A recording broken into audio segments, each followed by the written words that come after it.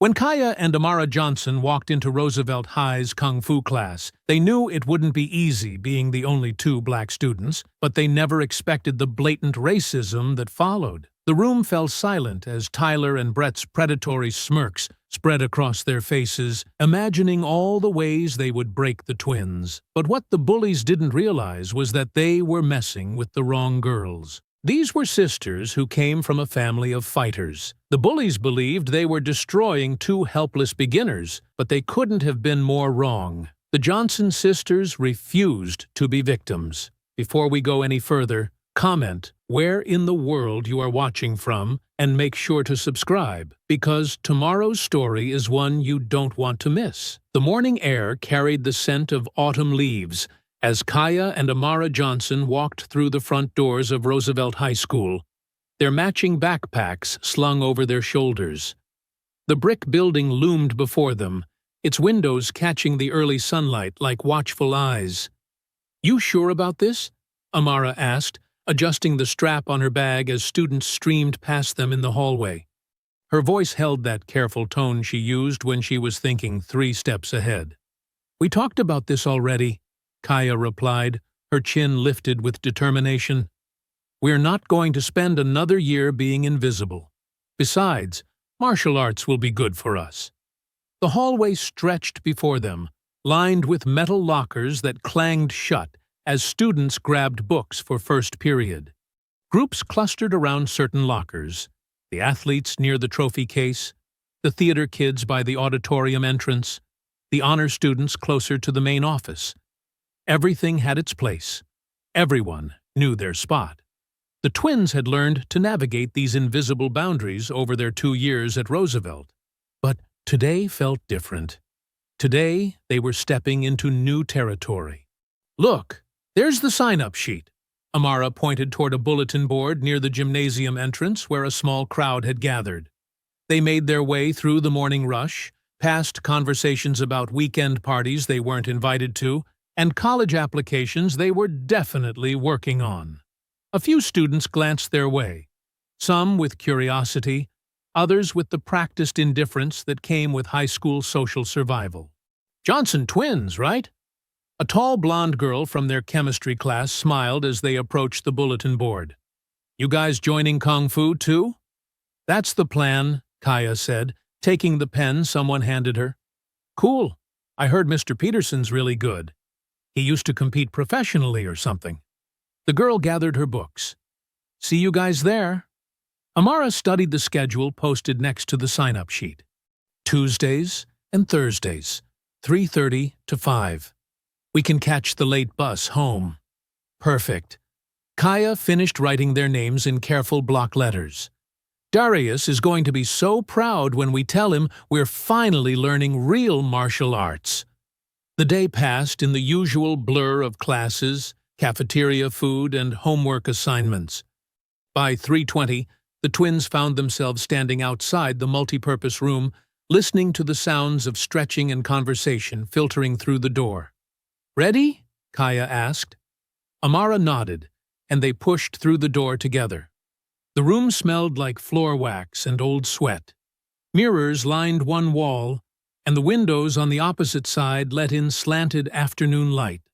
About 15 students were scattered across the blue mats, some stretching, others practicing basic forms they'd obviously learned in previous sessions. 2 white senior boys dominated the center of the room. The taller one had sandy brown hair and the kind of athletic build that came from multiple sports seasons. His friend was stockier, with close-cropped hair and arms that suggested he spent serious time in the weight room.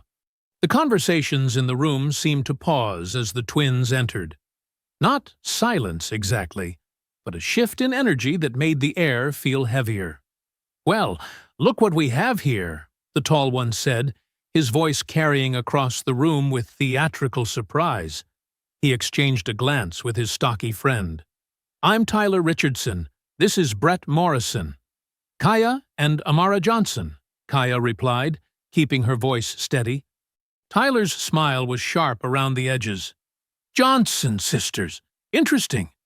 You know, we don't usually get your type in Kung Fu class. Brett stepped closer, arms crossed. Yeah, I thought you people were more into basketball or track. You know, natural athletics. We're here to learn martial arts, Amara said quietly, her voice carefully controlled.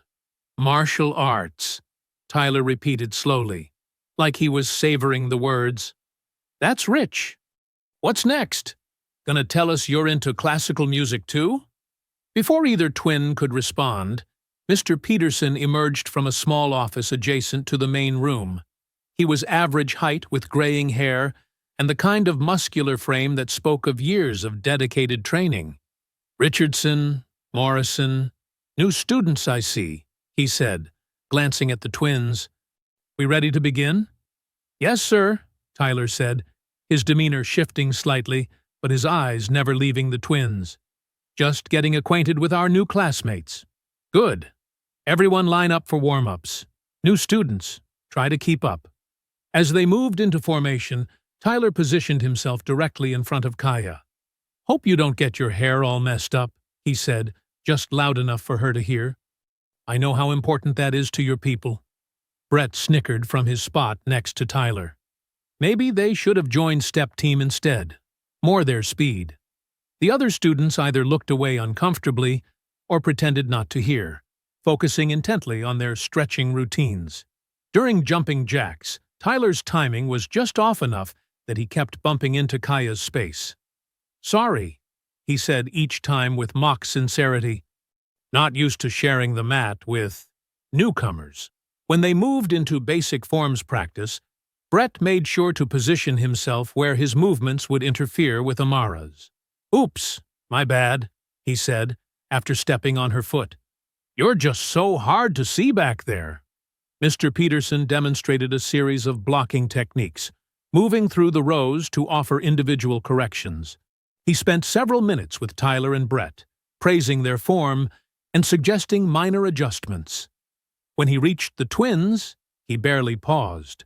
Try to focus more, was all he said before moving on. As class ended and students began filing out, Tyler made sure to walk close behind the twins. See you Thursday, girls. Try not to get lost finding the room again. Brett's parting shot was delivered with a grin. Yeah, and maybe consider tying your hair back next time. This isn't the hood. Walking to the late bus, both twins were quiet until they were safely seated. Well, that was fun, Kaya said, her voice tight with controlled anger. They're not going to make this easy, Amara replied, staring out the window. Good. I wasn't expecting easy.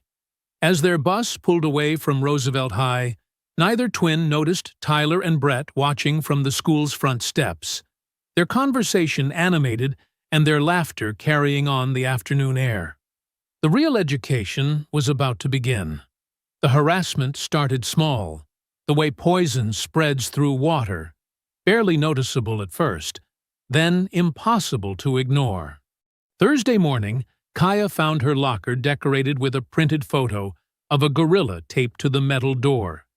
No signature, no note, just the image staring back at her as students walked past, pretending not to see. Animals, she muttered, ripping it down and shoving it into her backpack. Amara appeared at her side. What happened? Nothing new. Kaya slammed her locker shut harder than necessary. Just Tyler and Brett being themselves. At lunch, the twins sat at their usual table near the windows, picking at cafeteria pizza while watching other students navigate their own social territories. Tyler's table was directly in their line of sight, prime real estate in the center of the cafeteria, where his voice carried easily across the room. Check it out, Tyler said loudly, holding up his phone. My dad sent me this video of some street fight downtown. Reminded me of someone. Brett's laugh was sharp and deliberate. Yeah, I bet they could give us some pointers. You know, share their natural techniques. Kaya's fork scraped against her tray. You're going to finish your lunch, Amara said quietly, placing a hand on her sister's arm. That's what you're going to do. They're not even trying to be subtle anymore. Good. Makes it easier to document. That afternoon in Kung Fu class, the subtle became explicit. During partner stretching exercises, Tyler made sure to pair with Kaya, while Brett claimed Amara. Flexibility's important in martial arts, Tyler said, pushing down on Kaya's extended leg with more force than necessary. Some people are naturally more bendable than others. Kaya gritted her teeth as he increased the pressure. I'm fine. Really? Because where I come from, we learn proper form. Not that improvised stuff you might be used to. Across the mat, Brett was having a similar conversation with Amara. You know, Kung Fu isn't like street fighting. It requires discipline, control. Not just swinging wild and hoping something connects. I understand the difference, Amara replied evenly. Do you, though? Because this is about technique, not just being aggressive. It's an art form. When they switched to basic striking drills, Mr. Peterson paired them up for light contact practice. Control is key, he announced to the class. This isn't about power, it's about precision. Tyler stepped forward as Kaya's partner, his smile predatory. Don't worry, I'll go easy on you. Wouldn't want to damage anything important. The first few exchanges were controlled, careful. Then Tyler's back fist came in harder than necessary, clipping Kaya's shoulder and throwing her off balance. Sorry, he said loudly enough for Mr. Peterson to hear. You moved into it. Got to work on that defensive positioning. Meanwhile, Brett was making similar mistakes with Amara, his kicks and punches consistently finding their mark, while hers were blocked or deflected with ease. You're telegraphing everything, Brett said, with mock helpfulness. Try to be less obvious with your intentions. More subtle, you know? By the end of class, both twins were sporting bruises that would show tomorrow, and Tyler and Brett had established their dominance without Mr. Peterson raising any concerns. Good work today, everyone, Mr. Peterson announced as they filed out. Remember, control and technique beat raw aggression every time. Tyler lingered as the twins gathered their water bottles. Hey, no hard feelings about today, right? It's just practice. You'll get the hang of it eventually. Yeah, Brett added with false sincerity. Rome wasn't built in a day. Neither was proper martial arts training. Walking home from the bus stop, Amara finally spoke up. We need to tell someone. Tell them what? That Tyler and Brett are better at martial arts than we are? That we're getting our butts kicked in practice? You know it's more than that. Kaya kicked at a loose stone on the sidewalk. Yeah, I know. But who's going to believe us? Mr. Peterson was right there the whole time. Mom always said to keep records, document everything. Fine. But I'm not giving them the satisfaction of running away. That evening, they sat at the kitchen table working on homework while their mother prepared dinner. The familiar sounds of home, pots clanging, the television murmuring in the living room, their mother humming softly, created a buffer against the day's harassment. How was Kung Fu? Their mother asked without turning around. Educational, Amara replied carefully. Good. Learning self-defense is important, especially for young women. Your brother always said you girls needed to know how to protect yourselves. Kaya and Amara exchanged glances. Darius had been working double shifts at his security job, and they hadn't seen much of him lately. Part of them wanted to tell him everything, but another part knew he'd probably march down to the school and make everything worse. We're learning a lot, Kaya said finally. Friday brought new challenges. In the hallway between classes, Brett appeared beside Amara as she walked to her locker. Hey, he said conversationally. Tyler was thinking you girls might be more comfortable in a different after-school activity. Something more? Suited to your background? Such as? I don't know. Step team? Gospel choir? Something where you'd fit in better. Amara stopped walking and turned to face him. We like Kung Fu just fine. Brett shrugged. Your choice. Just trying to help you avoid any more embarrassing situations. At lunch, Tyler made sure to walk past their table carrying his tray, managing to bump into Kaya's chair hard enough to make her spill water across her sandwich. "Clumsy me," he said with exaggerated concern. "So sorry. Here, let me help."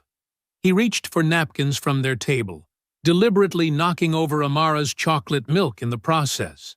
"Wow, I'm really having an off day," Tyler continued, his voice carrying to nearby tables. "Good thing you girls are so understanding about accidents." By the time he walked away, their entire lunch was ruined and half the cafeteria had witnessed their humiliation. Tuesday's Kung Fu class brought the harassment to a new level. During forms practice, Tyler positioned himself directly behind Kaya, mimicking her movements with exaggerated, mocking gestures that made Brett snicker. "Nice form," Tyler whispered, during a particularly complex sequence. "Very interpretive."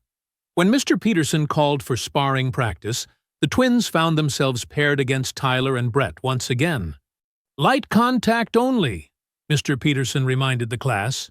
"Focus on technique, not power." Tyler's interpretation of light contact involved strikes that consistently found their mark with enough force to leave Kaya gasping. When she tried to return the favor, her punches were either blocked completely or deflected harmlessly. "You're not committing to your techniques," Tyler said loud enough for others to hear. "Too hesitant.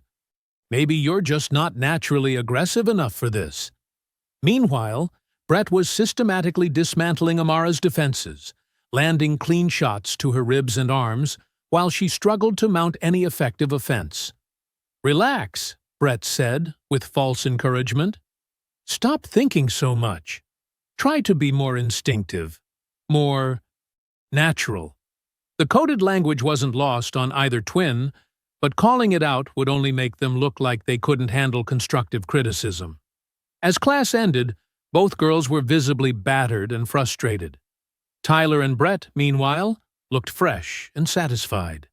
"Good effort today," Tyler said as they walked toward the door. "You're really improving. Give it a few more weeks and you might actually land a hit." Brett nodded sagely. "Yeah, just keep working on those fundamentals. Maybe watch some videos online, get back to basics." Walking to the bus stop, Kaya finally exploded. "I can't take much more of this." "We're not quitting," Amara said firmly. "That's exactly what they want." "Then what do you suggest?" "Because this isn't working." Amara was quiet for a long moment, thinking. "Maybe it's time to talk to Darius." "And tell him what?" "That we're getting picked on at school? He'll want to handle it himself." "Maybe that's not such a bad thing." Kaya considered this as their bus pulled up. "You really think he can help?" "I think we need someone in our corner who actually knows how to fight."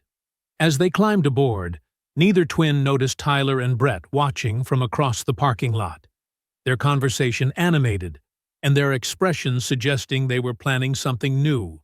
The education was about to become much more intensive. The breaking point came on a Thursday that started like any other, but ended with blood on concrete and a trip to the emergency room. Kaya noticed them first as she and Amara walked toward the bus stop after Kung Fu practice. Tyler and Brett were leaning against the chain-link fence that separated the school parking lot from the residential street beyond, their casual postures suggesting they'd been waiting. "We need to go back inside," Amara whispered, slowing her pace. "Too late," Kaya replied. "They've already seen us." Tyler pushed off from the fence, with deliberate slowness, Brett falling into step beside him. They moved with the predatory confidence of hunters who'd cornered their prey in familiar territory. "Johnson sisters," Tyler called out, his voice carrying false friendliness. "Perfect timing. We wanted to have a little chat." The twins stopped walking, hands instinctively moving closer to their backpack straps. Around them, the after-school exodus continued. Students heading to cars, buses pulling away, teachers locking up classrooms. Normal life proceeding while theirs took a dangerous turn. "We don't have anything to talk about," Amara said, her voice steady despite the fear crawling up her spine. "Sure we do," Brett said, circling slightly to their left while Tyler moved right. "See? We've been thinking about your situation in Kung Fu class." "Our situation?" Kaya's voice held an edge of challenge that made Amara tense. Tyler's smile was all teeth. "Yeah, your integration problem. You girls just don't seem to be fitting in very well. Maybe it's time to consider other options," Brett added helpfully. "Activities more suited to your natural talents." They were hemmed in now, Tyler and Brett forming a loose semicircle that blocked their path to the bus stop. Other students walked past, some glancing over with mild curiosity before looking away. Nobody stopped. "We're not quitting," Kaya said flatly. "No?" Tyler's eyebrows rose in mock surprise.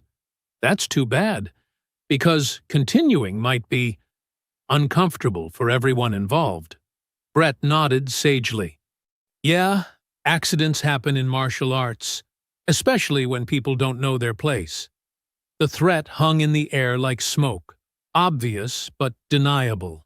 Amara felt her heart rate accelerate as she calculated distances to safety. The school's main entrance was 50 yards away, but it might as well have been 50 miles. "What do you want?" she asked quietly. "Want?" Tyler laughed, the sound harsh in the afternoon air. "We want you to understand reality. This is our school, our club, our territory. You don't belong here. You need to find somewhere else to play Kung Fu," Brett added. "Somewhere more appropriate." Kaya's hands clenched into fists. "Make us!"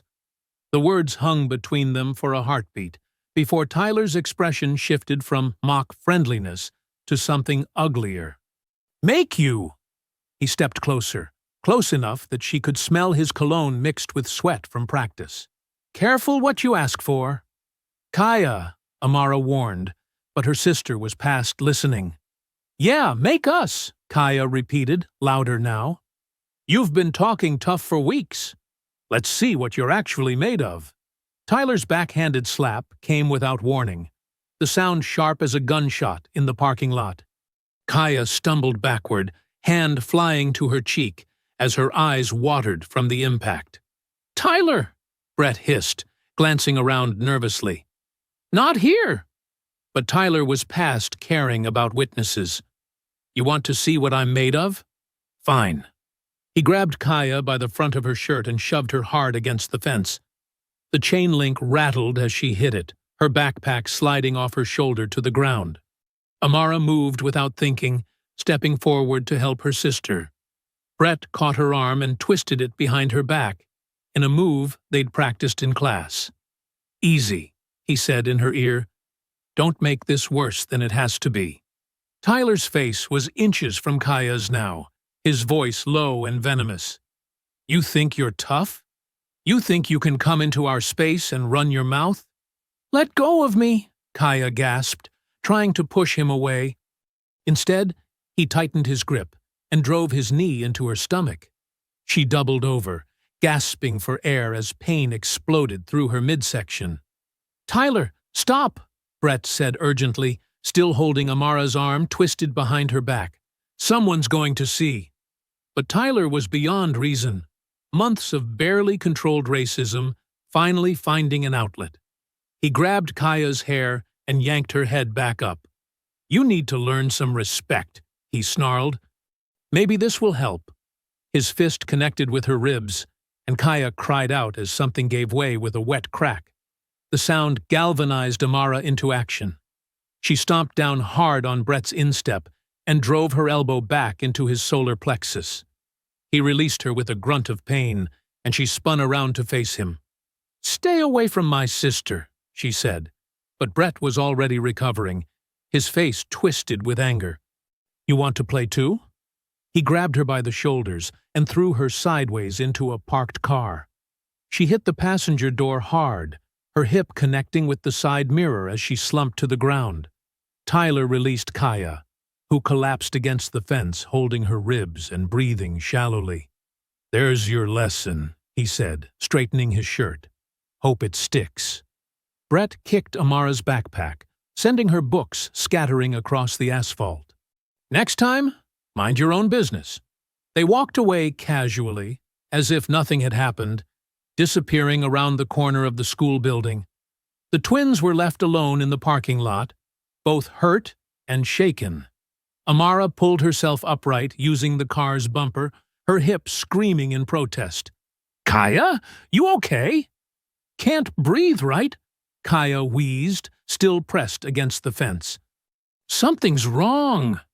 Amara limped over to her sister, noting the way Kaya held her left side and the shallow, pained quality of her breathing. "We need to get you to a hospital." "No hospital.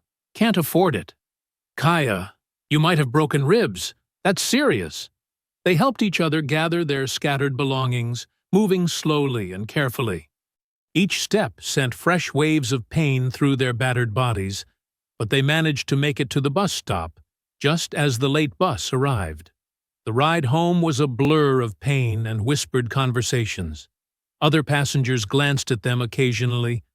Two obviously injured girls huddled together in a back seat, but nobody asked questions. Their mother was still at work when they got home, which was both a blessing and a curse. They didn't have to explain their injuries immediately, but they also didn't have an adult to help them decide what to do next. "Ice," Amara said, collapsing onto the living room couch. "Get ice for your ribs." Kaya shuffled to the kitchen, moving like an old woman. When she returned with 2 bags of frozen peas, her face was pale and drawn. "This is bad," she said, settling carefully beside her sister. "Really bad." "I know." They sat in silence for a while, processing what had happened. The ice helped with the immediate pain, but it couldn't touch the deeper hurt. The knowledge that they'd been beaten simply for existing in a space someone else claimed as their own. "We have to tell Darius," Amara said finally. "He'll kill them." "Maybe they deserve it." Kaya considered this, pressing the frozen peas more firmly against her ribs. "You think he'll help us?" "I think he'll teach us to make sure this never happens again." When their mother came home 2 hours later, she found them still on the couch, bruised and battered, but determined. The conversation that followed was difficult. Tears, anger, threats to call the police, demands to know why they hadn't reported the harassment earlier. But eventually, she made the call they'd been hoping for. "Darius, you need to come over. Now, your sisters have something to tell you." Darius arrived 20 minutes after their mother's call, his security uniform still crisp despite the end of a long shift. The sight of his sisters, Kaya hunched over with ice pressed to her ribs, Amara's hip already purpling with bruises, transformed his face into something their mother recognized from years past. "Who did this?" His voice was quiet, controlled, but underneath ran a current of barely contained fury. "2 boys from school," their mother said, before either twin could speak. "Tyler and Brett. They've been harassing the girls for weeks." Darius knelt beside the couch, his trained eye cataloging their injuries with professional efficiency. "How bad are the ribs?" "Hurts to breathe deep," Kaya admitted. "But I can move okay. We need to get you checked out. Could be fractures." "Already talked to them about that," their mother interjected. "They refused, said we can't afford the emergency room bills." Darius was quiet for a long moment, his jaw working as he processed this information. Finally, he looked up at his mother. "Call Marcus. Tell him I need to borrow his car. We're going to the urgent care clinic on 5th Street. They take payment plans."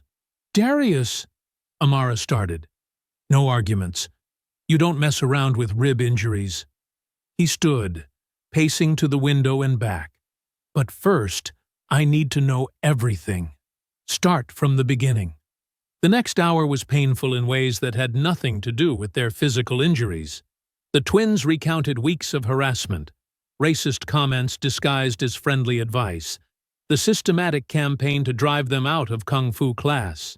They told him about the monkey picture on Kaya's locker, the accidental spills at lunch, the increasingly violent sparring sessions where Tyler and Brett used their size and experience to inflict punishment. Darius listened without interruption, his expression growing darker with each detail. When they finished, he was quiet for several minutes. "Why didn't you call the police?" their mother asked finally. "Because they won't do anything," Kaya said bitterly. "You think Officer Martinez is going to arrest the quarterback's son for saying mean things to the black girls? Even if we could prove what they said, which we can't." Amara nodded in agreement. "Plus, Tyler's dad owns 3 car dealerships in town. Brett's mom is on the school board. They'll lawyer up and claim it was just teenage drama. Maybe suggest we're making it all about race to get attention." "The system's not built for us, Mama," Kaya added quietly. "It's built to protect people like them. We report this, they'll spin it, so we're the troublemakers who can't handle a little competition." Their mother's face reflected the painful truth of this assessment. She'd lived long enough to know how these situations typically played out. Darius finally spoke, his voice carrying the weight of hard experience. "They're right. I've seen it before. Rich white kids get the benefit of the doubt, especially when it's their word against ours. Even with witnesses, people find ways to explain it away." "So, what do?" their mother asked. "We handle it ourselves." Darius turned to face his sisters. "But first, we make sure you're not seriously hurt. Then we start your real education." At the urgent care clinic, X-rays confirmed what Darius had suspected. 2 cracked ribs for Kaya, severe bruising but no fractures for Amara. The doctor, a tired-looking woman in her 50s, asked the standard questions about how the injuries occurred. "Martial arts accident," Darius said smoothly. "Sparring practice got a little intense." The doctor looked skeptical, but didn't press.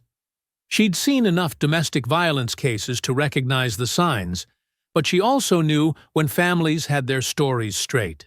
Meanwhile, back at Roosevelt High, Tyler and Brett were dealing with their own aftermath. Tyler paced his bedroom, adrenaline still coursing through his system from the afternoon's violence. "You think anyone saw?" Brett asked, sprawled across Tyler's desk chair. "Doesn't matter. Who's going to believe them over us?" Tyler's confidence was returning as the immediate rush of violence faded. Besides, they had it coming, walking around like they owned the place. Brett nodded, but something in his expression suggested he wasn't entirely comfortable with how far things had escalated. "Maybe we should cool it for a while. Let things settle down." "Cool it?" Tyler stopped pacing, his voice sharp with disbelief. "They need to learn their lesson. This is just the beginning. I'm just saying, if someone reports what? That they got hurt during martial arts practice? That's what happened, right? Accidents happen in contact sports." Brett considered this, his earlier doubts fading as Tyler's logic took hold. "Yeah, you're right. Accidents happen." Back at the Johnson house, Darius was having a very different conversation with his sisters. They sat around the kitchen table, the urgency of the hospital visit replaced by the more complex task of planning their response. "First thing you need to understand," Darius said, his security uniform replaced by jeans and an old army t-shirt, "is that this isn't about revenge. This is about respect. They need to learn that there are consequences for their actions." "What kind of consequences?" Kaya asked, her ribs wrapped in medical tape that pulled tight with each breath. "The kind that makes them think twice before targeting someone else." Darius leaned forward, his expression serious. "But we do this smart. No witnesses, no evidence, no trail back to us." Amara shifted uncomfortably. "You're talking about fighting them. I'm talking about teaching you to defend yourselves. What happened today can't happen again, because next time you might not be so lucky." Their mother, who had been quiet since returning from the clinic, finally spoke up. What are you planning, Darius? Training. Real training, not that performance art they're teaching at school. He looked at each of his family members in turn. These boys think they can intimidate us because they assume we don't know how to fight back. Time to show them how wrong they are. This could make things worse, their mother warned. Could it? Darius's voice carried the weight of someone who'd spent years dealing with bullies in different forms. Or could it finally make them understand that we're not victims they can push around whenever they feel like it? Kaya winced as she leaned forward, but her voice was steady. What do we need to do? Tomorrow, after school, meet me in the backyard. Wear clothes you can move in, and prepare to learn things they don't teach in that fancy kung fu class. Amara looked uncertain. Darius, we're not trying to become fighters. We just want them to leave us alone. Sometimes those are the same thing, he replied quietly. Sometimes the only way to get respect is to be willing to demand it. Outside, the afternoon was settling into evening, the autumn air carrying the promise of colder days ahead. Neither the twins nor Darius could have predicted how completely their lives were about to change, or how the lessons learned in their backyard would eventually transform not just their own situation, but the entire culture of Roosevelt High School. The real education was about to begin. The next afternoon, Darius was waiting in their backyard when the twins arrived home from school, having changed out of his security uniform into workout clothes. He'd cleared a space on the grass and set up a small table with water bottles and first aid supplies. "How do you feel?" he asked, noting the careful way Kaya moved. "Sore, but functional," she replied, setting down her backpack. "Good. Pain is a teacher, but it shouldn't be a cripple." He gestured for them to sit on the back steps. "Before we start, I need you to understand something. What I'm going to teach you isn't sport martial arts. It's not about forms or tradition or impressing judges." Amara settled beside her sister, wincing slightly. "What is it about?" "Survival. Ending fights quickly and definitively." Darius's expression was serious. "This is about making sure that when someone puts their hands on you, they regret it immediately and completely." For the next hour, he walked them through basics that Mr. Peterson had never mentioned. How to use their thumbs to attack pressure points behind the ears. Where to strike to collapse someone's breathing. How to use their smaller size and lower center of gravity as advantages rather than weaknesses. "Forget everything you learned about fair fighting," Darius said, demonstrating a knee strike that would incapacitate an opponent. "There's no such thing as fair when someone's trying to hurt you." Kaya absorbed the lessons eagerly, her anger from the previous day channeling into focused aggression. Each technique felt like a piece of armor being added to her arsenal. "Remember, you're not trying to win a tournament," Darius explained as he showed them how to break free from various grabs. "You're trying to create enough damage that your opponent can't continue." Amara approached the training more analytically, asking questions about timing and positioning. "What if they're expecting us to fight back now? Then you use that against them. Expectation can be a weakness if you know how to exploit it." 3 weeks into their backyard training, the changes were becoming apparent. The twins moved differently through the school hallways, shoulders straighter, eyes more direct, an air of quiet confidence replacing their previous wariness. Tyler noticed it first during lunch on a Tuesday. The way Kaya looked at him when he walked past their table wasn't the same mixture of anger and fear he'd grown accustomed to. Instead, her gaze was steady, evaluating, like she was measuring him for something. "You see that?" he asked Brett as they took their seats across the cafeteria. "See what?" "The way she looked at me, like she wasn't scared anymore." Brett glanced over at the twins' table, where both girls were eating lunch and talking quietly. "So? Maybe they're finally getting the message. Or maybe they're planning something." This possibility hadn't occurred to Brett, and he found it unsettling. "Like what?" "They're not going to report us. Too much time has passed, and they're not stupid enough to try anything physical. Tyler wasn't so sure. Something had shifted in the dynamic, and he couldn't put his finger on exactly what. Meanwhile, back in the twins' training sessions, Darius was pushing them harder. "Speed and surprise are your best weapons," he said, holding pads for them to strike. "Tyler and Brett are stronger, but they're also overconfident. They think they know what to expect from you." Kaya's punches were getting sharper, more focused. "What if we hurt them seriously?" "What if they hurt you seriously?" Darius countered. "Because that's where this is heading. They proved they're willing to escalate to violence. You need to be ready to match that escalation and exceed it." Amara landed a solid combination on the pads, her technique improving daily. How do we know when we're ready? When you stop asking that question. The answer came sooner than expected. Thursday's Kung Fu class brought a new level of hostility from Tyler and Brett. They'd apparently decided that their previous lesson hadn't been effective enough. "Johnson sisters," Tyler said with false friendliness as the twins entered the multipurpose room. "How are those injuries healing up?" "Fine, thanks," Kaya replied evenly. "Good to hear.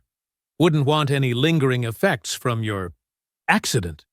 Mr. Peterson called the class to order, and they moved through warm-ups with the usual undercurrent of tension.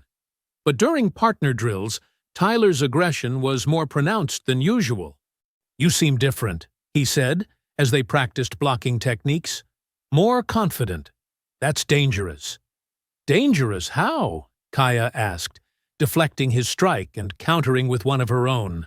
"Confidence without skill is just arrogance, and arrogance gets people hurt." His next attack came faster and harder than the drill called for, but this time Kaya was ready. Instead of trying to simply block, she redirected his force while stepping inside his guard, exactly as Darius had taught her. Tyler stumbled slightly, off balance and surprised. Lucky counter. Maybe. For the first time in weeks, Kaya felt like she was holding her own. The techniques Darius had drilled into her were becoming instinctive, and she could see opportunities in Tyler's attacks that she'd never noticed before. Across the room, Amara was having a similar experience with Brett. His attempts to overwhelm her with aggressive combinations were meeting more sophisticated defenses, and she was beginning to land clean counters of her own. By the end of class, both Tyler and Brett were visibly frustrated. The easy dominance they'd established was eroding, and they didn't understand why.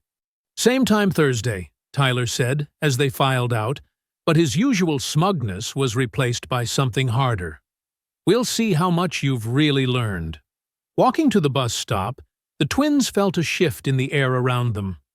Other students who had previously avoided eye contact now nodded respectfully.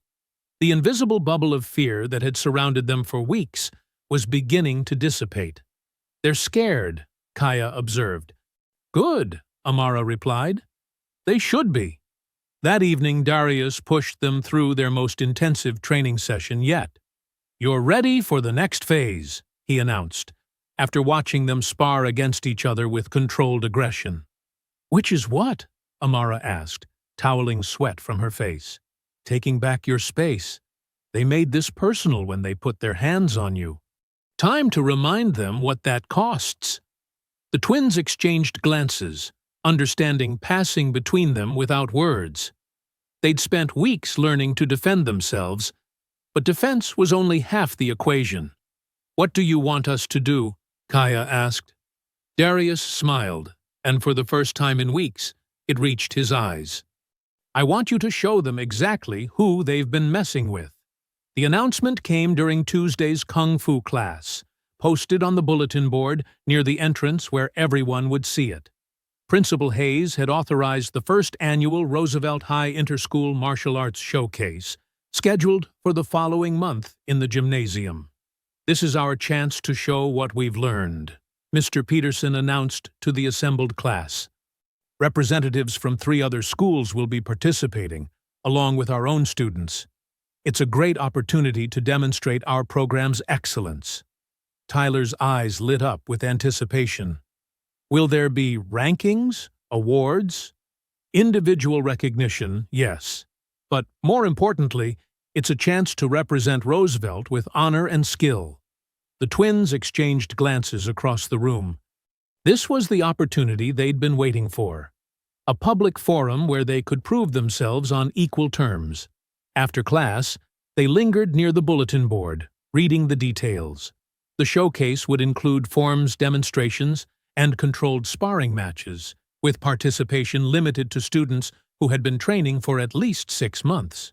"You thinking what I'm thinking?" Kaya asked quietly. "That we're going to sign up?" "Absolutely." But when they returned Thursday afternoon, their names had been conspicuously omitted from the participation list that Mr. Peterson had posted. Tyler and Brett's names were prominently featured, along with several other senior students. "Excuse me, Mr. Peterson." Amara approached the instructor after class. "I think there was a mistake with the showcase list. Our names aren't on there." Mr. Peterson barely looked up from his clipboard. "That's not a mistake. The showcase is for experienced students only. You girls haven't been training long enough to represent the program publicly."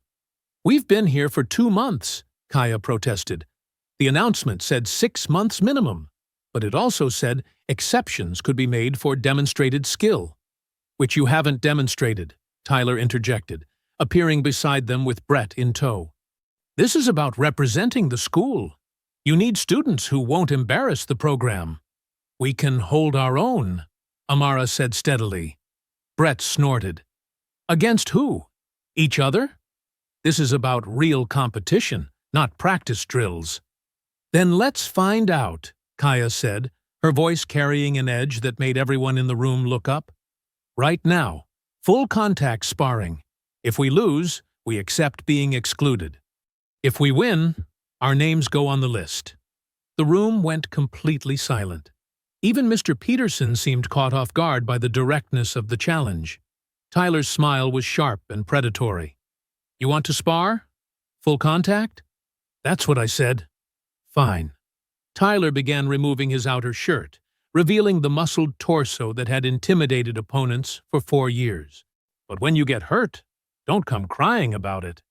"Same goes for you," Kaya replied, pulling her hair back into a tight ponytail. The other students formed a loose circle around the mat, sensing they were about to witness something significant. Mr. Peterson looked uncomfortable, but didn't intervene. He was curious to see how this would play out. "Standard rules," he announced reluctantly. 3-minute rounds, full contact, but controlled. First to submit or be unable to continue loses. Tyler stepped onto the mat with the confidence of someone who'd never lost a school sparring match. Kaya faced him across the center line, her stance lower and more balanced than he remembered. "Last chance to back down," Tyler said, rolling his shoulders. "I won't go easy on you this time." "Good," Kaya replied. "Neither will I." The fight began with Tyler's usual strategy. Aggressive forward pressure designed to overwhelm his opponent through superior size and strength. But instead of backing up as she had for weeks, Kaya moved laterally, using angles and timing to avoid his attacks while landing quick counters. Her first solid hit came 30 seconds in, a palm strike to his solar plexus that doubled him over and drew gasps from the watching students. Tyler recovered quickly, but his expression had shifted from confident to concerned. "Lucky shot," he wheezed, but his next combination was more cautious. Kaya used his hesitation to press her advantage, flowing between defense and offense with a fluidity that had the room buzzing with excitement. When Tyler tried to grab her for a takedown, she used his momentum to throw him across the mat with a technique that had everyone talking at once. "What was that?" someone called out. "Where did she learn that?"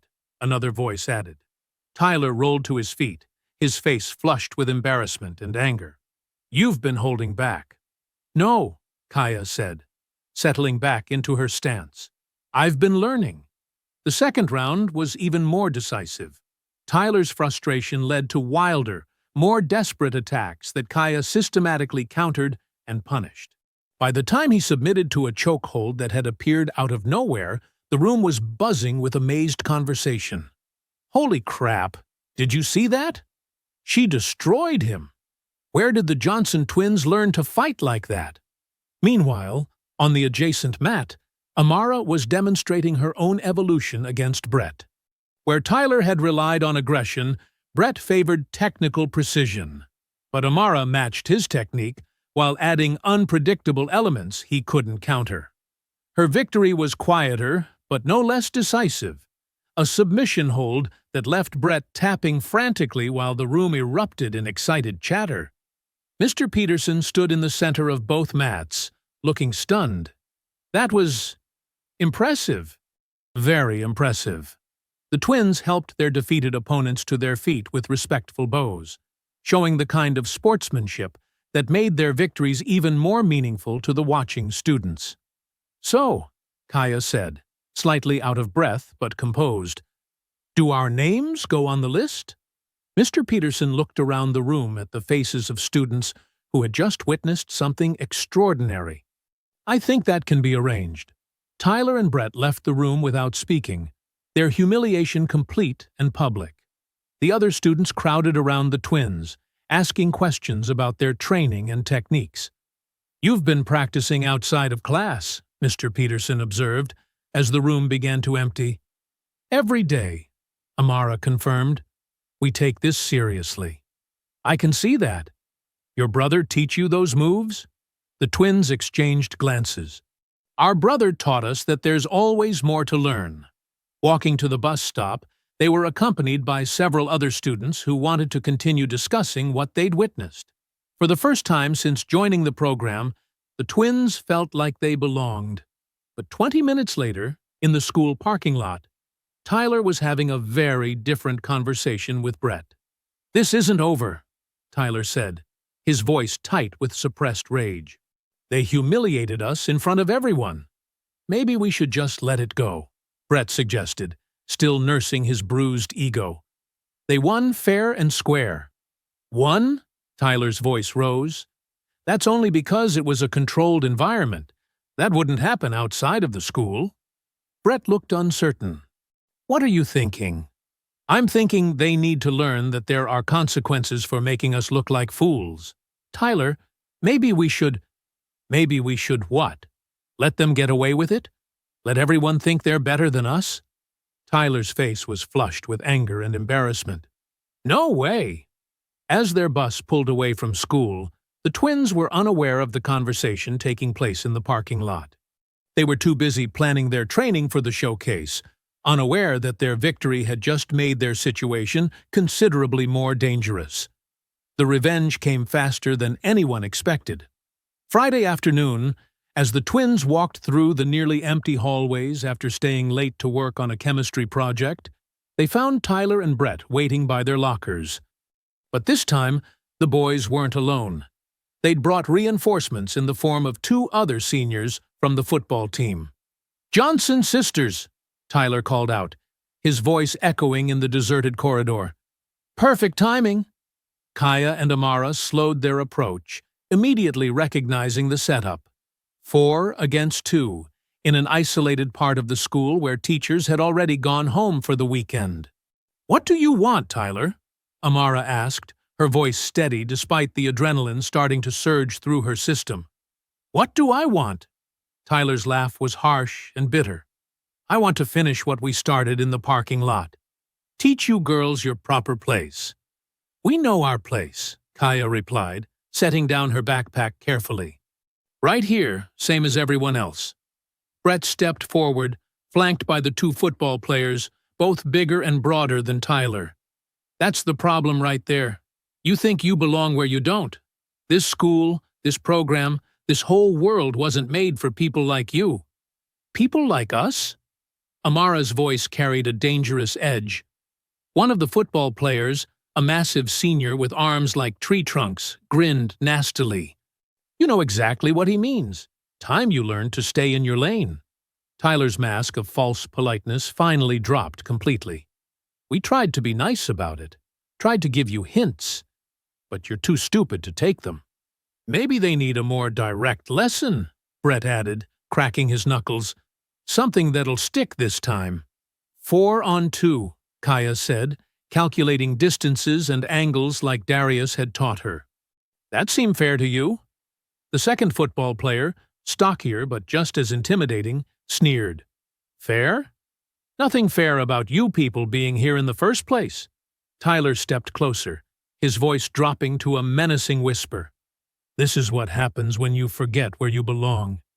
When you embarrass us in front of everyone." The attack came without warning.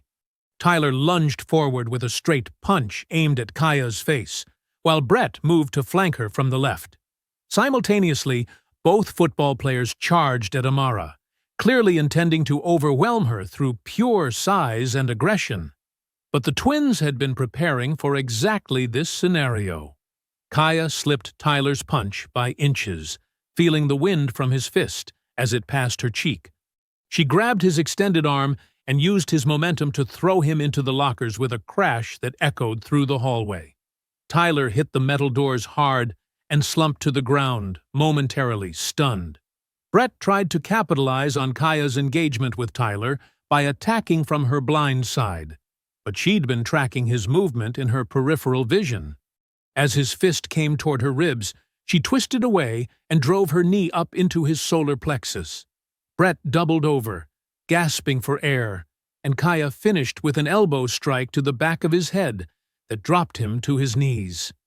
Meanwhile, Amara faced the more challenging task of handling both football players simultaneously. The first one, the massive senior, tried to tackle her around the waist, using his superior size to overpower her. But Amara had learned to use an opponent's strength against them. She dropped her center of gravity and pivoted, letting his momentum carry him past her, while she drove her elbow into his ribs as he went by. The impact made him grunt in pain, but he was far from finished. He spun around and swung a haymaker that would have knocked Amara unconscious if it had connected. Instead, she ducked low and swept his legs, sending all 200 pounds of him crashing to the floor. The stockier football player saw his chance and moved in while Amara was focused on his teammate. He managed to grab her from behind in a bear hug, pinning her arms to her sides and lifting her off the ground. "Got you now," he grunted in her ear, squeezing tighter. But Darius had prepared them for this exact situation. Amara drove her head backward into his nose, feeling cartilage crunch against her skull. His grip loosened immediately, and she broke free by driving her elbows back into his ribs in rapid succession. Tyler was back on his feet now, wiping a trickle of blood from where his head had hit the locker. His face was twisted with rage and humiliation. "You think you're clever? Let's see how clever you are now." He came at Kaya with a more measured approach this time, using the martial arts techniques he'd learned in class.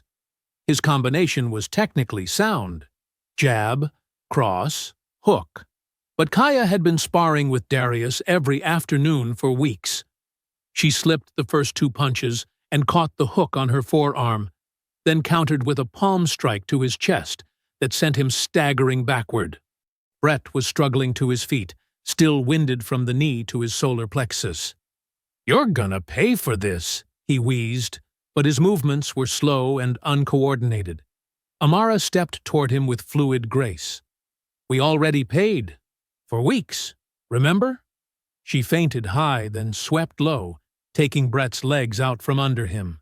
He hit the floor hard, his head bouncing off the linoleum with a dull thud. The massive football player was back up, moving more cautiously now, but still dangerous. He charged at both twins simultaneously, trying to use his bulk to overwhelm them through sheer force. But they moved in perfect coordination, splitting apart at the last second, so he passed between them.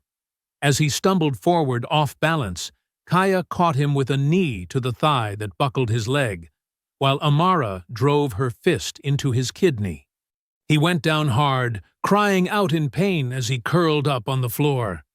Tyler made one last desperate attempt, pulling out every technique Mr. Peterson had ever taught him.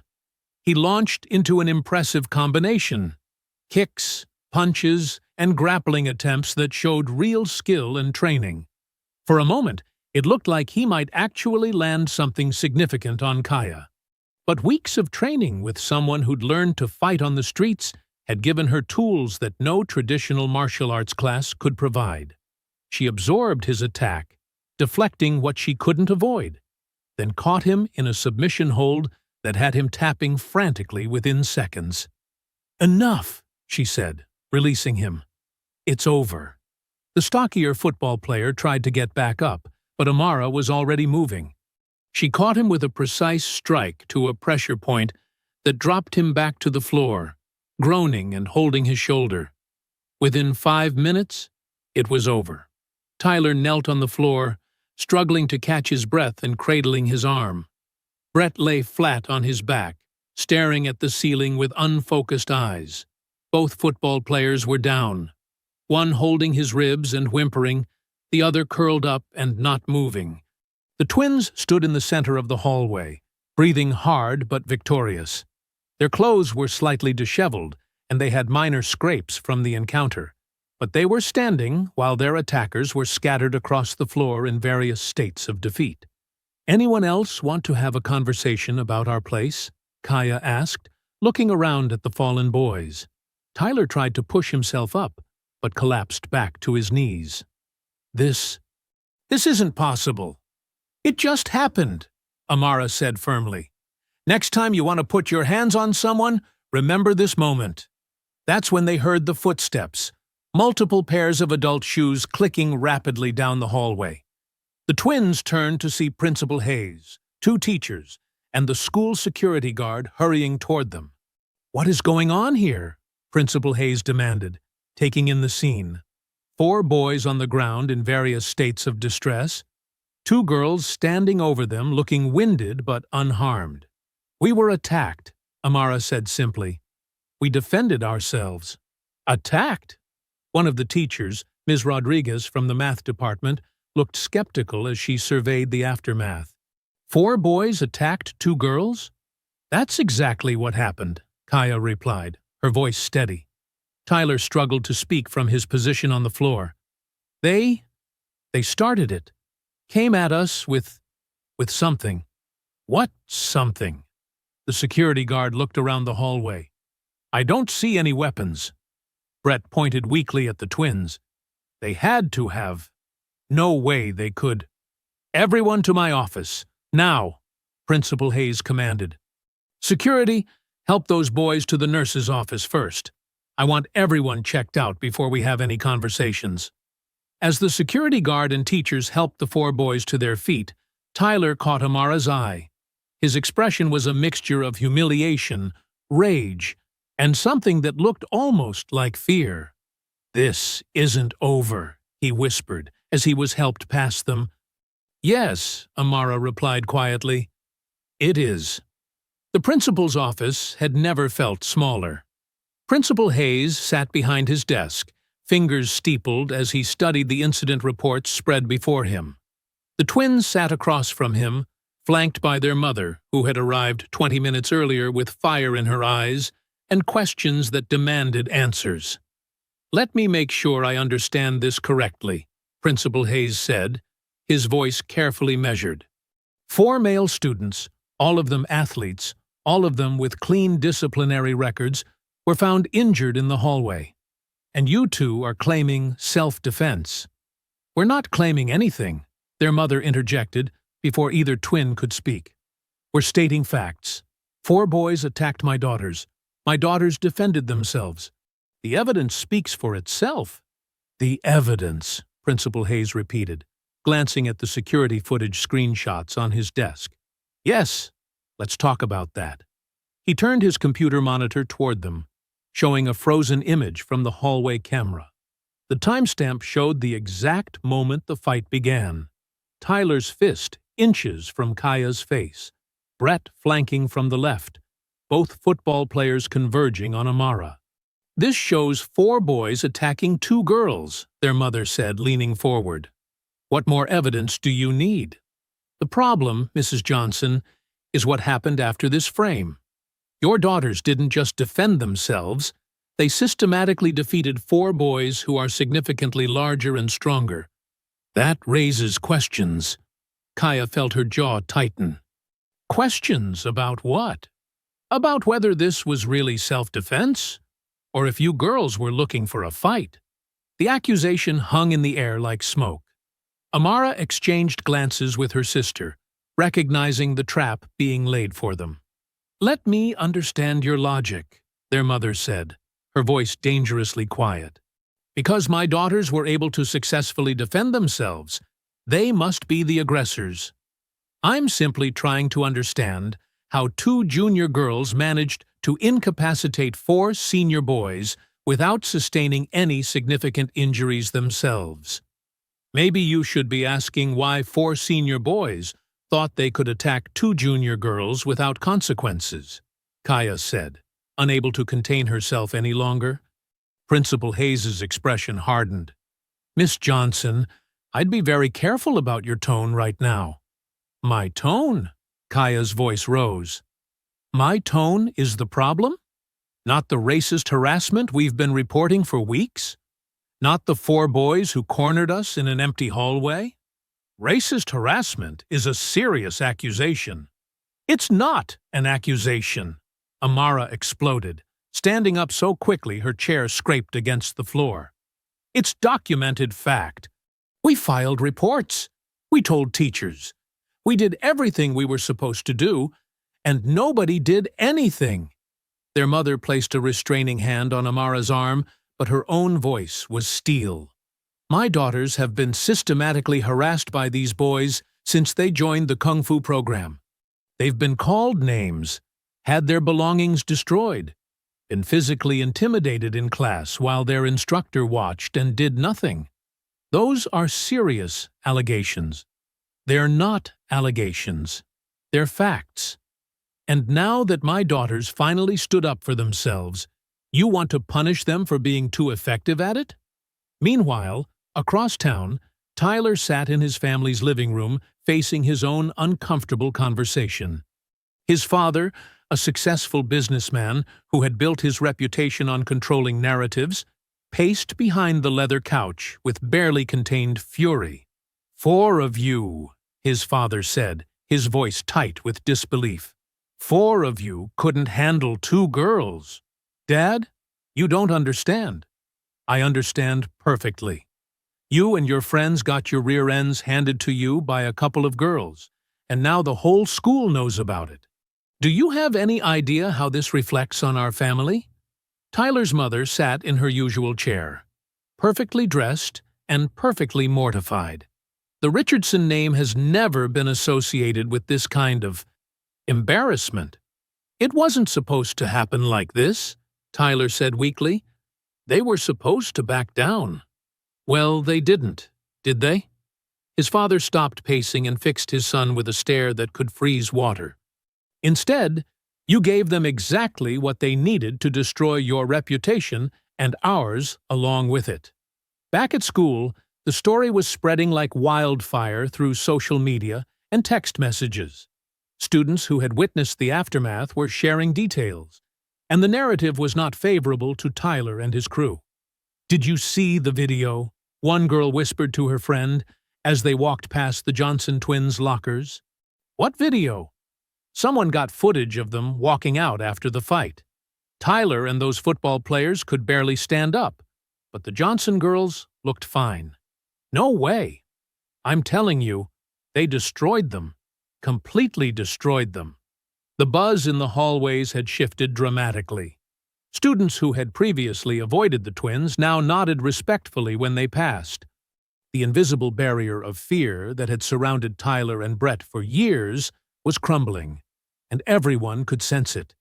In the principal's office, the conversation had reached a crucial juncture. What I'm prepared to do, Principal Hayes said, is suspend all 6 students for 1 week while we conduct a full investigation. Absolutely not, their mother said immediately. My daughters were attacked. They defended themselves. They will not be punished for refusing to be victims. Mrs. Johnson, I understand your position, but— No, you don't understand my position at all. She stood up, her presence suddenly filling the room. My position is that this school has failed to protect my daughters from racist harassment for months.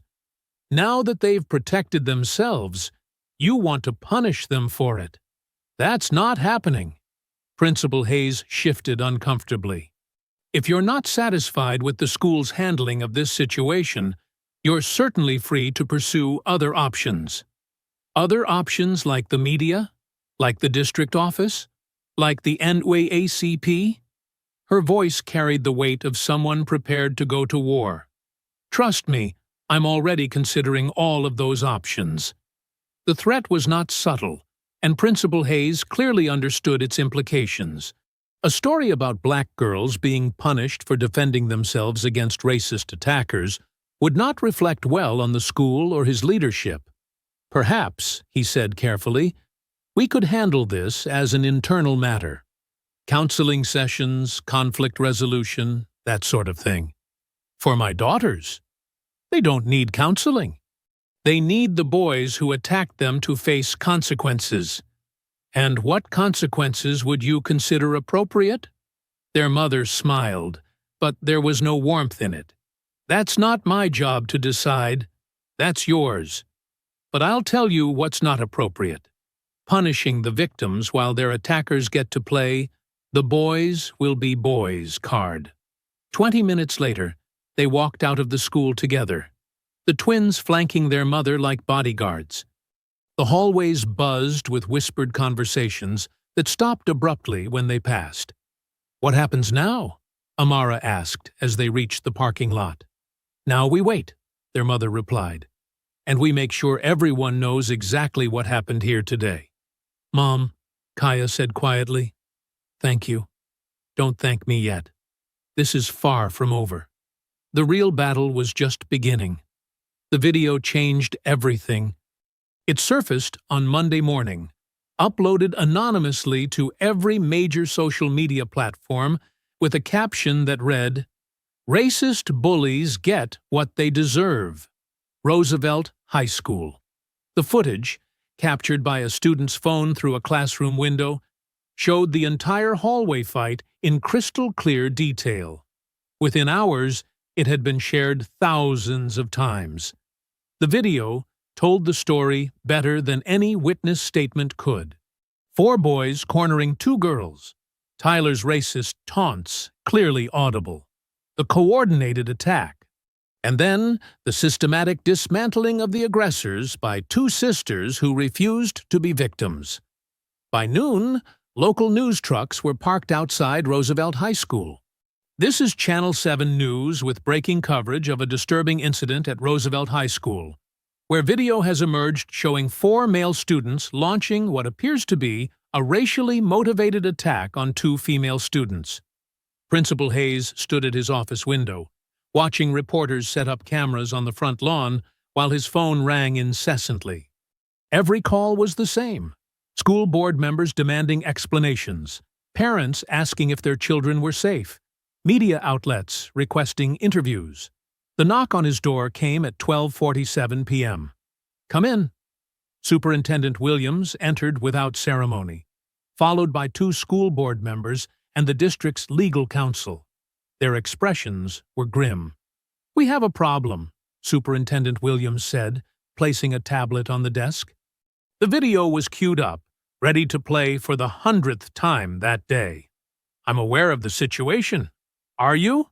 Because I've got the NAACP calling my office, I've got parents threatening to pull their kids out of school, and I've got a viral video showing systematic racism being ignored by this administration."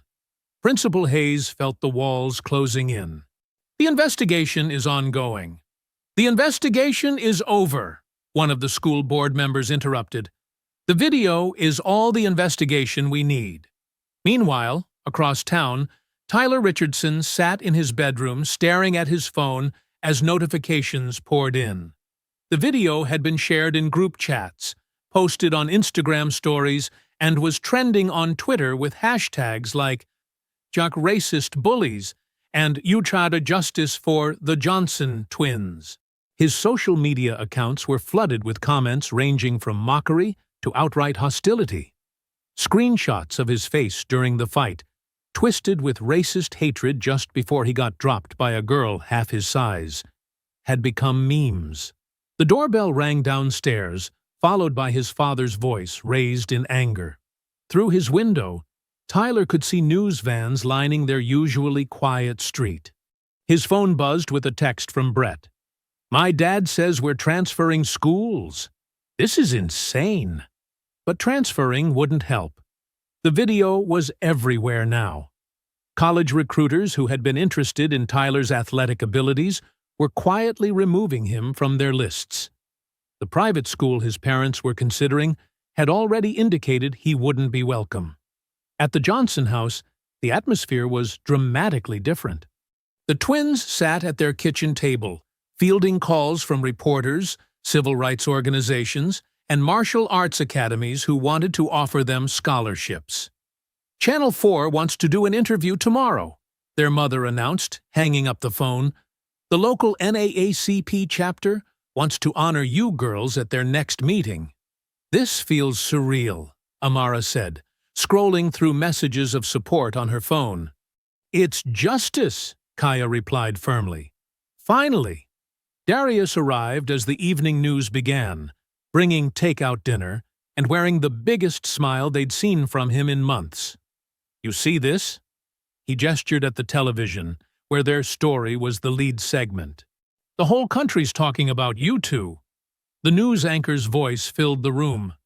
The video, which appears to show a racially motivated attack, has sparked outrage across social media. The 4 male students involved have been identified, and sources tell us they may face both disciplinary action and potential criminal charges. Criminal charges? Amara looked surprised. Their mother nodded grimly. The district attorney's office called this afternoon. They're considering assault charges against all 4 boys. Apparently, the video makes their intent pretty clear. On screen, the news was interviewing Dr. Sarah Chen, a local civil rights attorney.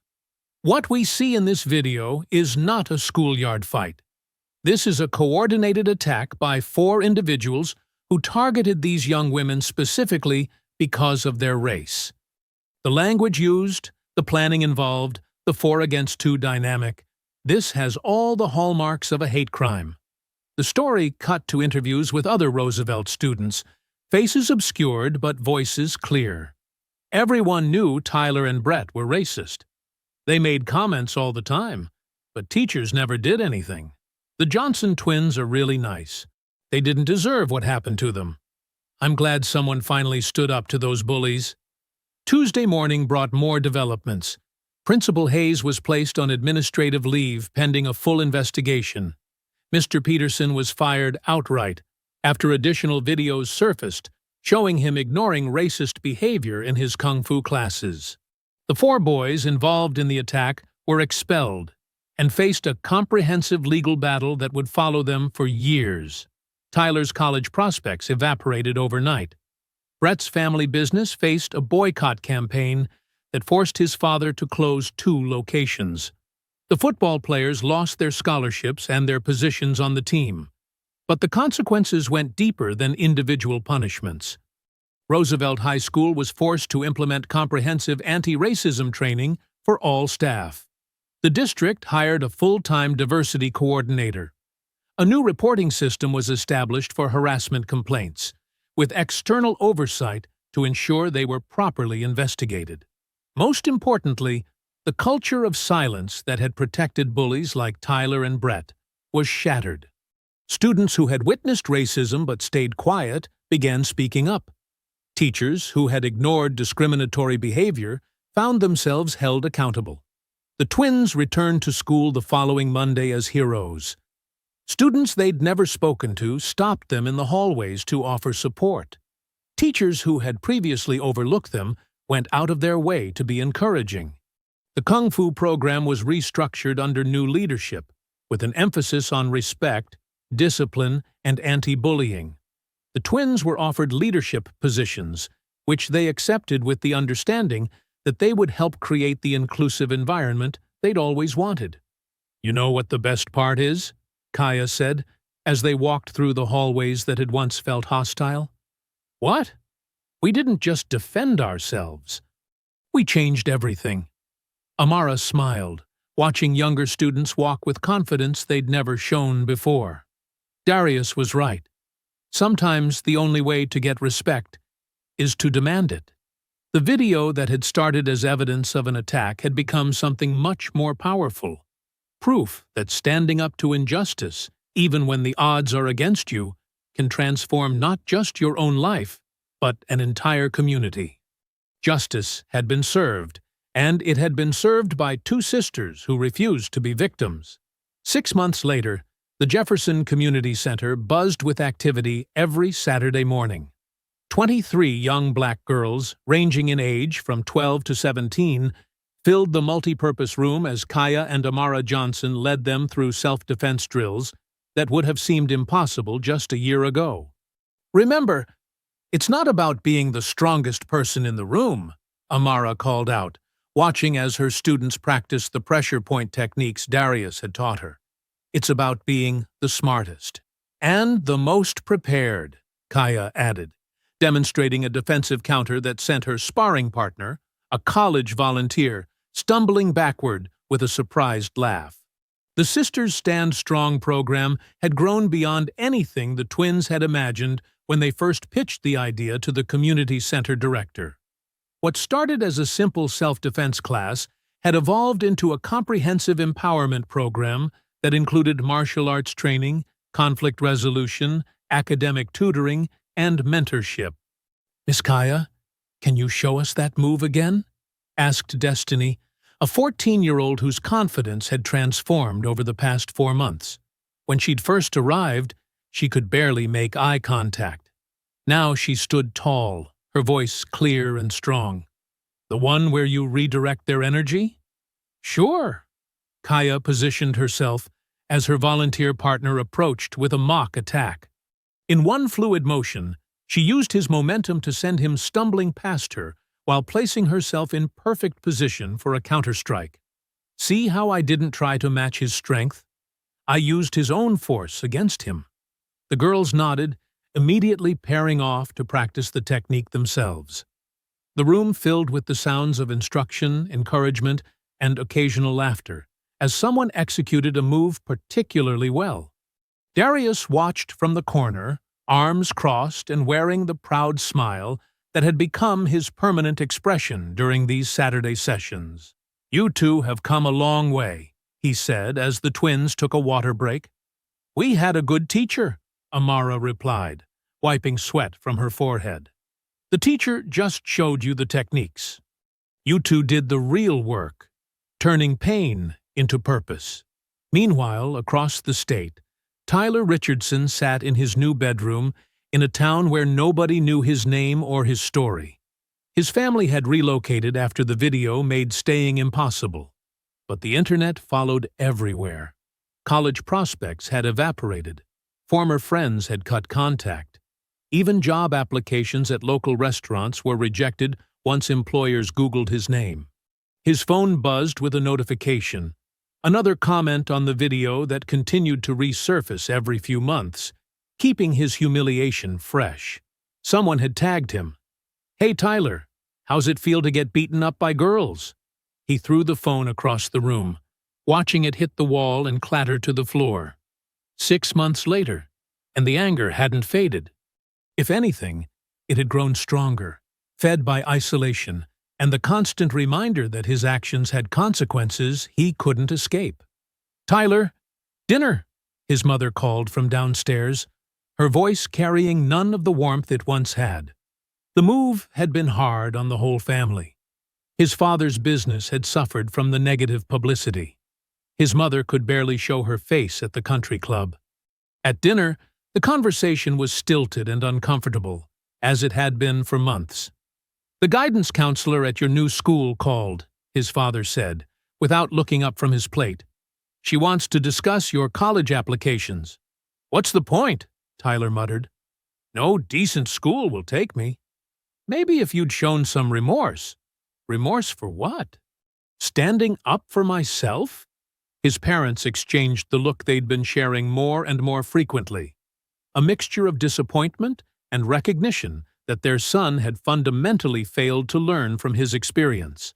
Those girls destroyed our family, Tyler continued, his voice rising. And everyone acts like they're heroes. Those girls defended themselves, his mother said quietly. You attacked them, Tyler. 4 against 2. What did you expect would happen? I expected them to know their place. The words hung in the air like poison, and his parents finally understood that their son hadn't learned anything at all. The video had cost him his future, but it hadn't changed his heart. Back at the community center, the twins were unaware of Tyler's continued bitterness. They were focused on building something positive from their experience. All right, everyone circle up, Amara called as the formal training session ended. Time for reflections. This had become their weekly tradition, each participant sharing something they'd learned, accomplished, or overcome since the previous session. I used the confidence breathing technique before my presentation in English class, shared Maya, a quiet sophomore. I didn't let my voice shake, even when some kids tried to interrupt me. I reported a teacher who made a racist comment, added Jasmine, a senior who'd joined the program after seeing the viral video. The principal actually listened this time because I documented everything like you taught us. The stories continued around the circle. Small victories and major breakthroughs, moments of courage that rippled out into families, schools, and neighborhoods. Brett Morrison, meanwhile, was serving his court-ordered community service at a food bank in another district. The work was humbling, sorting donations, cleaning floors, serving meals to people his family had always ignored. Unlike Tyler, the experience was slowly changing him. You're doing better, said Ms. Williams, the volunteer coordinator who supervised his service. When you first started, you acted like this was beneath you. Brett nodded, continuing to stock shelves with canned goods. I guess I'm learning some things. About what? He paused, considering his words carefully. About how my actions affected people. About how I treated people who didn't deserve it. It wasn't a complete transformation. Brett still carried resentment about how his life had changed. But unlike Tyler, he was beginning to understand that his consequences were earned, not inflicted by vindictive enemies. As the community center session ended and participants began filtering out with their families, the twins stayed behind to clean up and prepare for the following week. You know what I realized today? Kaya said, stacking practice mats in the storage closet. What's that? Some people never learn. Tyler's probably still angry, still blaming us for his problems. You think about him often? Sometimes. Not with anger anymore, just pity, I guess. He had a chance to grow from this, but he chose bitterness instead. That's his choice to make. We chose differently. Their mother approached, carrying a folder full of paperwork. The Community Center Board approved our proposal for the expanded program. Starting in the fall, we'll have 3 sessions a week and funding for transportation so girls from across the city can participate. Seriously? Amara's face lit up with excitement. Seriously. They said, what you two have built here is exactly what the community needs. As they locked up the community center and walked to their car, the twins reflected on how completely their lives had changed. They were no longer the invisible girls trying to navigate a hostile environment. They were leaders, mentors, and symbols of what was possible when you refused to accept injustice. Tyler and Brett made their choices, Amara said as they drove home. Tyler chose to stay angry and bitter. Brett's at least trying to change. But either way, that's not our responsibility anymore. No, it's not. We have more important things to focus on.